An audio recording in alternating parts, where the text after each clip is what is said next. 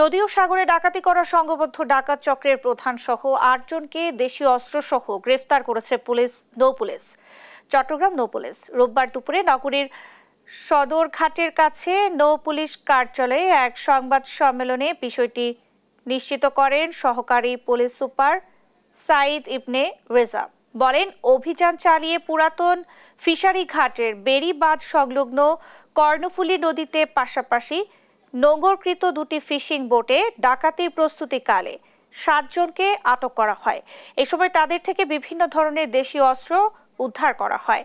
পরে তাদের দেওয়া তথ্য মতে ঢাকা চক্রের মূল হোতা হরিচন্দ্র দাসকে সদরঘাটের গোল্ডেন স্টার আবাসিক হোটেল থেকে আটক করা হয়। তার কাছ থেকেও 10টি মোবাইল ফোন সহ দেশীয় বিভিন্ন সরঞ্জাম উদ্ধার করা হয়েছে। চক্রটি দীর্ঘদিন ধরে সাগর ও নদীতে থাকা বিভিন্ন ফিশিং বোটে ডাকাতি ও ছিনতাই করে আসছিল। অবস্থায় দুটি ফিশিং ট্রলারে আমরা অভিযান পরিচালনার সময় 10 থেকে 12 জনের মতো যারা মাঝি বা জেলে, এরা লাভ বা ডাকাত গ্রুপের সক্রিয়, যারা ডাকাতের প্রস্তুতি গ্রহণ করতেছিল, তারা লাভ দিয়ে পালিয়ে যায়। ওইখান থেকে আমরা 7 জনকে ধরতে সক্ষম হই।